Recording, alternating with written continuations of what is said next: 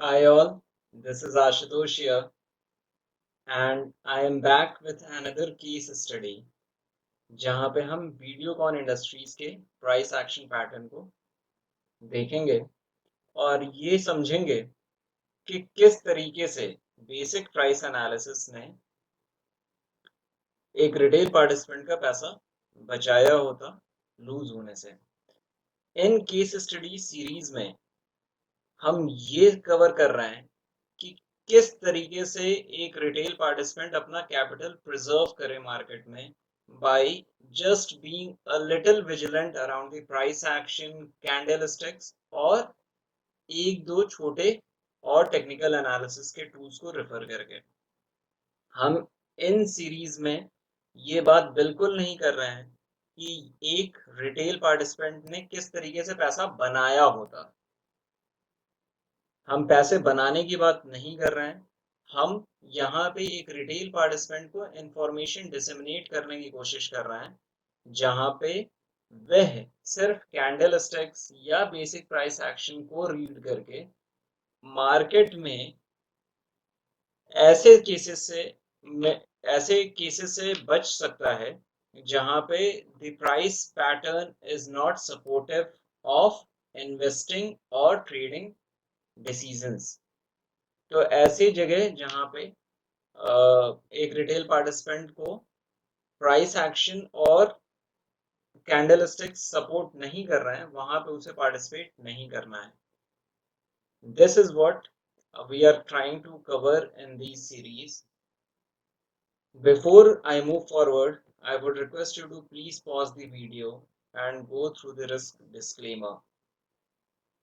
This content is only for educational purpose and is not a recommendation of any kind. यह सिर्फ educational purpose के लिए content है और किसी भी तरीके का रिकमेंडेशन नहीं है। So let's go to the chart of Videocon Industries. यहाँ पे आप देखेंगे ये इसका मंथली चार्ट है। मैंने इसमें फिबोनाची रिट्रेसमेंट भी लगा रखा है। अभी मैं इसे हटाता हूँ। I'll re-put it once again. और हम ये समझने की कोशिश करते हैं कि आप एज अ रिटेल पार्टिसिपेंट अगर इस प्राइस पैटर्न को देख रहे होते तो क्यों आपने अपना डिसीजन डिफरेंटली लिया होता मार्केट में और किस तरीके से आपने अपना कैपिटल प्रिजर्व किया होता। तो आप देखिए Videocon industries was trading in the range of some 20 rupees in 2004 वाले पीरियड में, and then within a span of next 8-9 months ये 24 रुपीज से ये बढ़ के 435 रुपीज हो जाता है। Within a year the stock has shown a significant surge, बहुत तेजी से ये ऊपर चला जाता है। So the first rule जो कि एक रिटेल पार्टिसिपेंट को हमेशा ध्यान देना है कि कभी भी जब सडन इवेंट हो तो आप सडन इवेंट को चेज मत करिए। Let the price settle down for some time. आपने यहाँ कहीं पार्टिसिपेट कर लिया देन इट इज फाइन। यहाँ कहीं पार्टिसिपेट कर लिया जब ये थोड़ी देर के लिए ब्रेथ ले रहा था then also it was fine. जब ये इस वाले अपने ब्रेथ लेने वाले जोन को ब्रेक कर रहा था ऊपर इस कैंडल में आपने तभी यहाँ पे भी पार्टिसिपेट किया then also it was fine.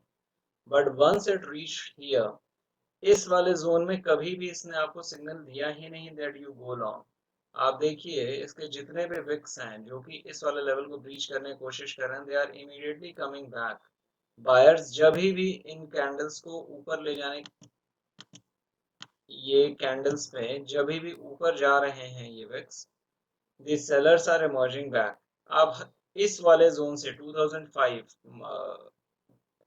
के जून पीरियड से लेके आप 2008 लगभग 2008 2007 नवंबर 2007 तक mark the price was doing nothing, it was almost stagnant here in the very same zone। और फिर अचानक से एक महीने में which is दिसंबर 2007 में it showed a jump 413 पे मार्केट ओपन हुआ था and it went till 821 I am not getting into what could have been the potential reason, लेकिन ये एक महीने में अचानक से जंप हुआ।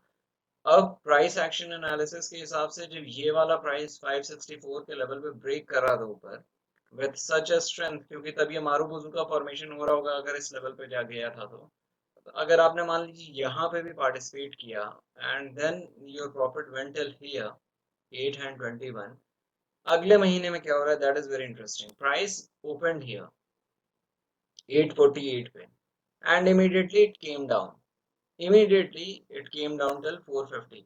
अब देखिए अगर मान लीजिए आपने कहीं इसके ऊपर खरीदा होता प्राइस एक्शन के प्रिंसिपल के हिसाब से 565 के ऊपर खरीदा होता कहीं, और अगर ये इस लेवल को ब्रीच करके यहाँ नीचे आ रहा था तब आपने मान लीजिए अपना पोजीशन नहीं भी क्लोज किया, तो एटलीस्ट इस वाले जोन में जब इस वाले लेवल को ये ब्रीच कर रहा था 500 के लेवल, तब आपको डेफिनेटली अपना पोजीशन क्लोज करना था। तो विद 75 रुपीज का loss you should have definitely close your position. और देखिए अगर आपने अपना पोजीशन क्लोज नहीं किया तो it came till 80 rupees, 76 80 rupees वाले जोन में आ गया था। यहाँ पे आपने पार्टिसिपेट किया, यहाँ इस वाले जोन में आपने अपना प्रॉफिट नहीं बुक किया, फेयर इनफ, भले ही ये 2 साल 2.5 साल ये यहाँ पे रहा, ऊपर चला गया, यहाँ पे भी आपने अपना प्रॉफिट बुक नहीं किया, लेकिन जब ये गिर के इस वाले ब्रेक इस वाले जोन को जब नीचे आ रहा था 337 के नीचे आ रहा था यहाँ पे, और आपने कहीं यहाँ पे खरीदा था, at that point of time definitely price action के प्रिंसिपल के हिसाब से ये अपने इस वाले लेवल को नीचे तोड़ रहा था, जो कि ये कैंडल आपको डेमोन्स्ट्रेट कर रहा था, and you should have definitely taken out your profit at that point of time. और फिर उसके बाद देखिए ये वाला जो मूव है, ये वाला move is the zone where majority of the retail participant get trapped. क्यों, वो मैं आपको दिखाता हूँ।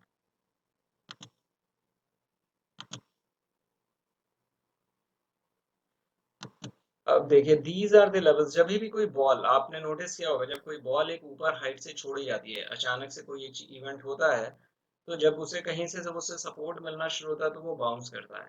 बाउंस करता है तो किन लेवल्स तक वो बाउंस कर सकता है, these are the levels till which it can get it could bounce. तो जैसे 23.6% वाला लेवल था जहां तक ये बाउंस किया, अगर ये इस लेवल को सस्टेनेबली ब्रेक करता तो may be it would have attempted this next level, लेकिन ये यहीं पे इसी लेवल से ही ये कॉन्फिडेंटली ब्रेक ऊपर प्राइस ने नहीं किया है, और उसके बाद तो फिर प्राइस ने कभी मौका दिया ही नहीं, ऊपर कभी गया ही नहीं। As a retail participant we should have we never got an opportunity to participate in the market। इस वाले जोन में भी अगर किसी ने पार्टिसिपेट किया होगा, then they should have always kept all these levels in their radar कि प्राइस यहाँ से there could have been some support from because of which the price bounced, यहाँ से नीचे से ऊपर गया है, इस लेवल को उसने कॉन्फिडेंटली ब्रीच नहीं किया है, and then it reverted back. तो अगर मान लीजिए आपने यहाँ से भी पार्टिसिपेट किया होगा तो आपको इस वाले लेवल पर प्रॉफिट, अगर ये इसको ब्रेक नहीं कर रहा ऊपर इस अटेम्प्ट के बाद भी और नीचे आने की कोशिश कर रहा है, you should have either book your profit और then you could have chosen to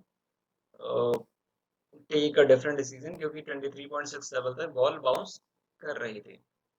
तो this is what I wanted to talk to you कि as a retail market participant हम कुछ भी ना करें, सिर्फ बेसिक प्राइस एक्शन को एनालाइज करना सीखें, सिर्फ कैंडल्स को एनालाइज करें। जैसे इस वाले जोन में आप देखिए इतने बड़े बड़े विक्स के फॉर्मेशन कभी भी they were never giving us an opportunity to go long, कभी भी ऊपर जाने के लिए नहीं कह रहे थे। हालांकि ये वाला कैंडल जो कि कंप्लीट मारूबोजू था, इसने आपको अपॉर्चुनिटी दी 565 के ऊपर जाके बाई करने का, but then the next immediate next month के कैंडल ने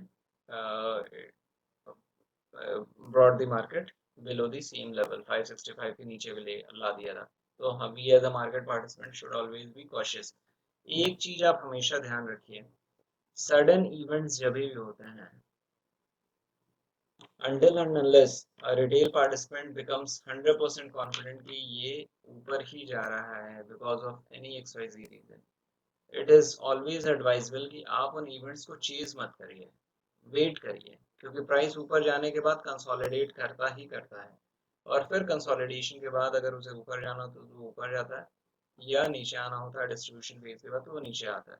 बट प्राइस एक्शन की जो फिलोसफीज जो हम लोगों ने डिस्कस की है इस यूट्यूब चैनल में, वो हमें बचाती हमारा कैपिटल इरोड होने से. So that is what I wanted to share in this case study too. Hope you all have been gaining some insights from all of these content. I'll be coming back with the next one pretty quickly. Thank you for watching this.